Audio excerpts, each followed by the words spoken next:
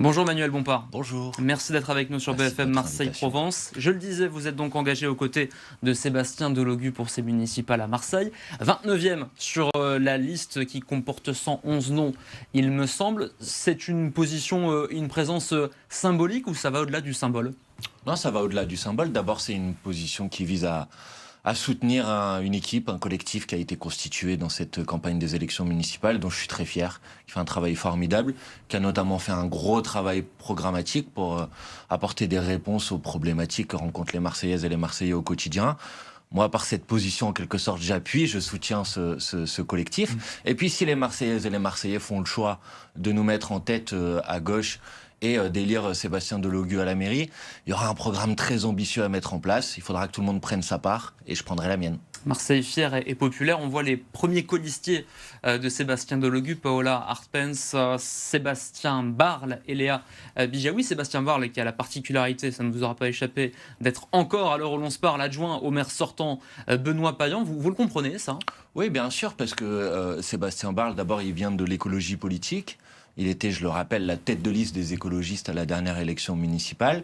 Et je pense qu'il a fait le constat pendant les 6 années qui viennent de s'écouler que la politique qui a été mise en place par la municipalité sortante n'était pas suffisamment ambitieuse en matière de transition écologique. Et il a trouvé autour de notre liste Marseille est fière et populaire, qu'on a constituée ensemble, une liste qui met vraiment la question écologique au cœur de ses priorités. Et donc Sébastien Barle, je pense que sa décision, c'est une décision de cohérence politique avec ses engagements écologistes qui portent de longue date. La liste qui les porte le mieux aujourd'hui dans cette campagne des élections municipales, c'est la liste de Sébastien Delogu. Une liste dans laquelle vous prenez votre part dans cette campagne aussi. Vous y prenez part. Ici à Marseille, on vous voit beaucoup sur le terrain. C'est peut-être plus particulier pour vous. Vous êtes évidemment présent sur le plan national aux côtés des candidats insoumis. Mais Marseille, c'est différent. Jean-Luc Mélenchon, à Marseille, il y a quelques mois de cela, parlait d'une ville rebelle un peu à son image et à celle des insoumis. Oui, c'est vrai. Et puis la France insoumise ici a toujours fait des résultats électoraux importants. Nous sommes 2 députés, Sébastien Delogu et moi-même de Marseille. Et moi, si je m'engage dans cette campagne des élections municipales, c'est aussi parce qu'en tant que député de la 4e circonscription, je vois à quel point la politique municipale, elle a un impact sur les conditions de vie des habitantes et des habitants. Moi, j'en ai marre de voir des quartiers abandonnés. J'en ai marre de voir du logement insalubre. J'en ai marre d'avoir des gens qui viennent me voir à ma permanence en me disant « Monsieur Bompard, est-ce que vous pouvez m'aider parce qu'il y a des cafards dans mon immeuble, parce que mon ascenseur fonctionne plus, parce que j'arrive plus à me déplacer, parce qu'on est enclavé ». Et donc ça, c'est des sujets sur lesquels, si on veut apporter des réponses, lutter contre le logement indigne, doubler l'offre de transport, pour apporter ces réponses-là, il faut prendre la tête des politiques municipales. Et donc, il y a une cohérence, si vous voulez, entre mon engagement en tant que parlementaire et mon engagement dans cette campagne. Et vous appuyez sur des noms issus de la société civile inconnue. Regardez les premiers colistiers. On va encore ouvrir la focale. On est sur les 15 premiers noms, me semble-t-il. En plus du vôtre, je parlais de Sébastien Barle, donc, qui est adjoint. On a un adjoint au maire, on a un député que vous êtes. Et puis, on a aussi des personnes issues de la société civile. Ça aussi, c'était une volonté, une priorité? Oui, écoutez, c'est vrai que c'est peut-être pas des gens qui sont connus de tous les Marseillaises et tous les Marseillais, mais les Marseillaises et Marseillais gagneraient à les connaître. Ouais. Parce que ce sont des gens qui, et je pense que c'est un signe de crédibilité dans leur engagement, c'est des gens qui n'ont pas attendu l'élection municipale pour s'engager au service de l'intérêt général et au service des autres. C'est des gens qui sont déjà engagés dans des combats, dans des batailles, dans des mobilisations, qui sont déjà impliqués sur la question du logement, sur la question de la lutte contre le racisme et les discriminations, sur la question de la transition écologique, j'en ai parlé. Et donc, il y a un moment, se disent, mais si je veux que cet engagement, il porte ses fruits, je m'engage dans le cadre de l'élection municipale. Et si tout le monde s'est rassemblé autour de cette liste, c'est parce qu'il y a eu un énorme travail programmatique, et moi j'insiste beaucoup là-dessus parce qu'une élection c'est d'abord un programme, et moi j'invite l'ensemble des personnes qui nous écoutent à consulter les programmes. C'est sur la base du programme qu'il faut voter aux élections municipales, et avec ce programme qui a donné lieu à de longues auditions, un long travail, je pense qu'on est la seule liste qui a publié un programme aussi complet. Consultez-le et vous verrez, vous serez convaincus qu'il faut voter pour Sébastien Delogu. Vous étiez en tout cas à jamais les premiers à dévoiler cette liste avant ce scrutin, vous aurez noté ce magnifique jeu de mots, Manuel Bompard. Vous parliez du logement, on sait que le drame de la rue d'Aubagne reste encore dans toutes les têtes. Il a mis sur la table, il a eu le mérite de mettre sur la table la question de l'habitat indigne à Marseille. Il y a eu des des avancées quand même, avec notamment l'accompagnement judiciaire, la ville de Marseille qui se porte partie civile. Il y a des choses qui ont été entreprises par la majorité sortante. Mais moi, je ne dis pas, sur tous les sujets, que rien n'a été fait. La question est de savoir, est-ce que les politiques qui sont mises en place sont à la hauteur de l'importance des enjeux? Qu'est-ce que vous voudriez faire sur la question du logement? Par exemple, sur la question du logement, alors il y a différents sujets. D'abord, il y a une vraie difficulté d'accès au logement social à Marseille. On fait partie des villes dans lesquelles la durée d'attente, le temps d'attente pour pouvoir avoir accès à un logement social est extrêmement important. Et pourquoi? Notamment parce qu'on n'a pas respecté un rythme de construction de logements sociaux qui permet aux gens de pouvoir se loger dignement. Donc il faut construire du logement, et nous dans le programme on propose de construire 30 000 logements. Et ensuite il y a la lutte contre l'habitat indigne et contre l'habitat insalubre. Et là la difficulté c'est qu'il y a des règles, il y a des réglementations, il y a des choses qui ont été mises en place, il y a le permis de louer, il y a des choses comme ça, mais le problème c'est que si vous n'avez pas une vraie brigade du logement, une vraie équipe municipale qui a pour objet de faire respecter les règles qui sont en cours, eh ben, malheureusement, ces règles, elles ne sont pas respectées.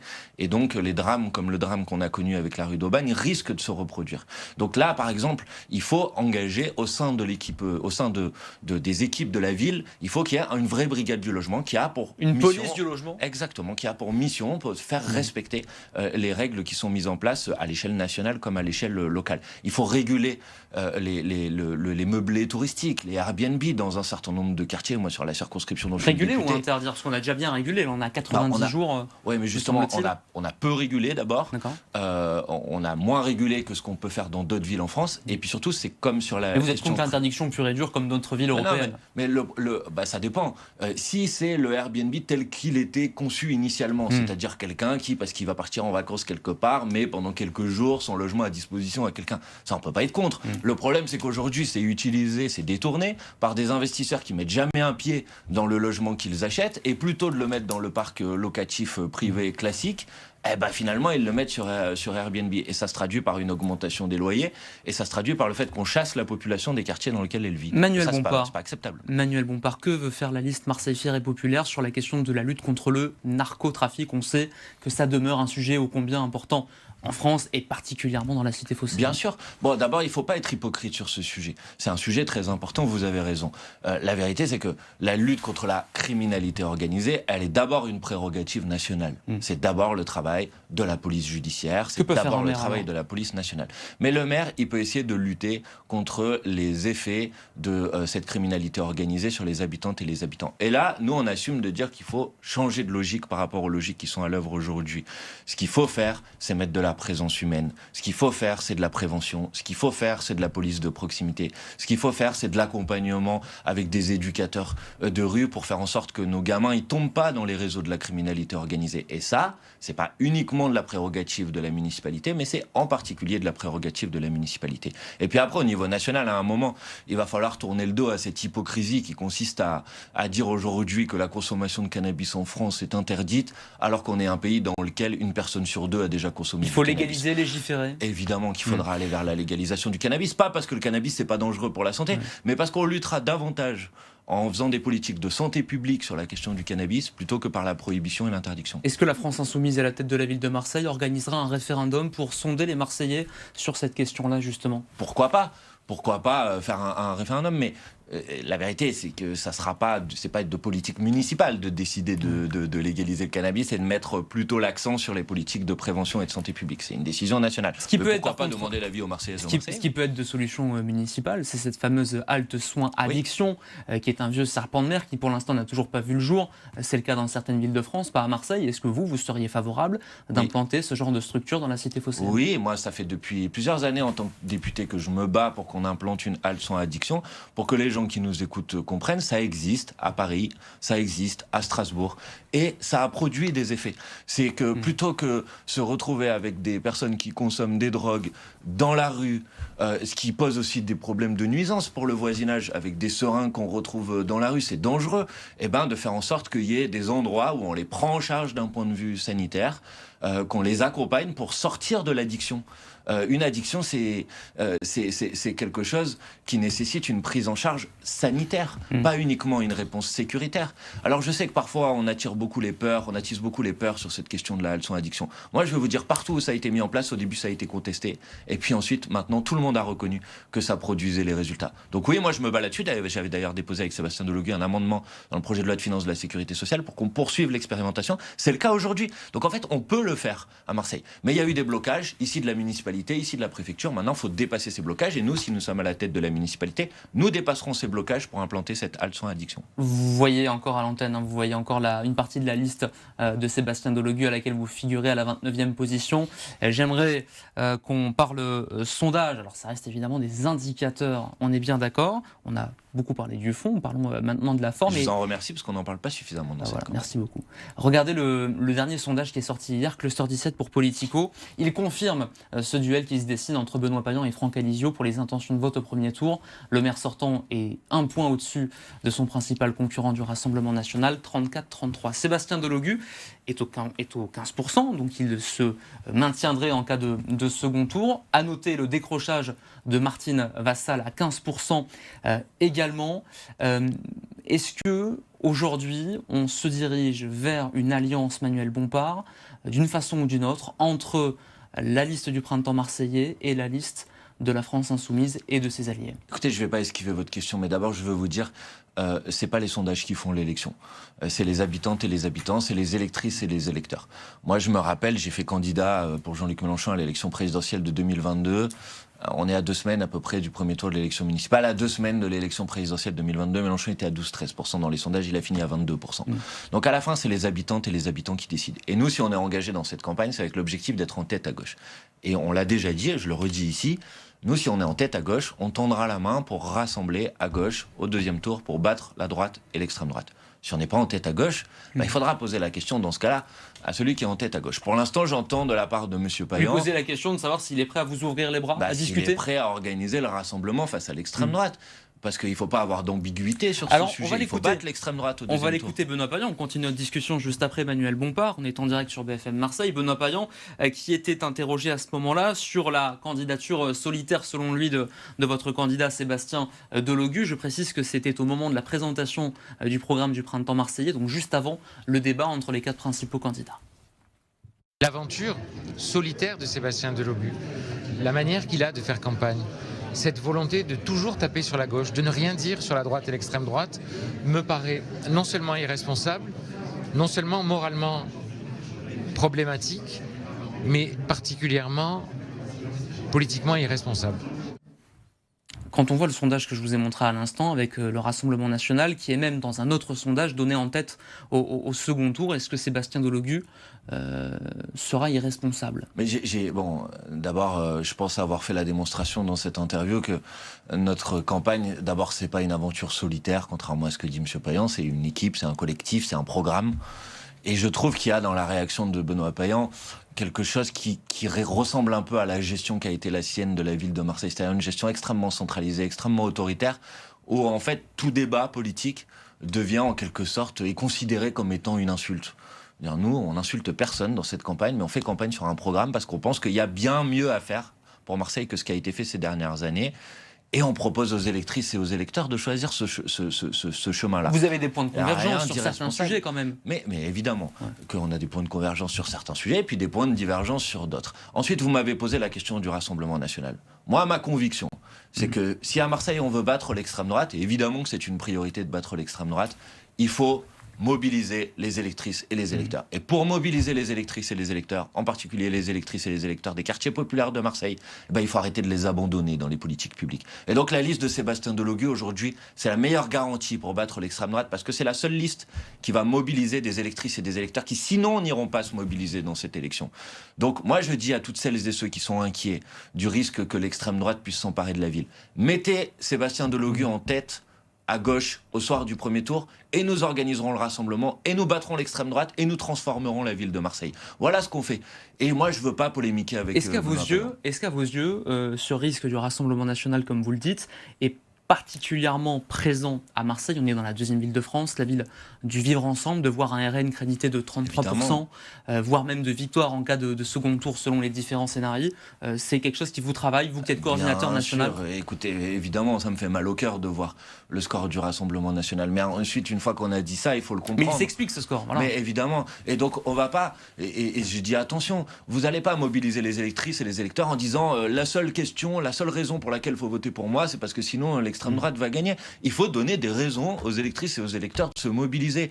Moi, je veux bien qu'on vienne nous faire porter à nous des responsabilités. Mais si le Rassemblement national a progressé, c'est parce que Emmanuel Macron est au pouvoir depuis maintenant 10 ans et parce qu'à Marseille, et la droite et le Parti socialiste ont dirigé cette ville et n'ont pas été capables d'apporter les réponses aux problématiques auxquelles sont rencontrés les gens au quotidien. Et donc ça produit de la résignation, de la désespérance et donc la progression du Rassemblement national. C'est pourquoi je vous dis que notre liste, c'est le meilleur antidote contre la progression du Rassemblement national, parce que c'est une liste qui parle à celles et ceux qui sont dégoûtés de la politique. Et moi je leur dis, si vous vous mobilisez, si vous vous engagez, on peut faire la surprise politique.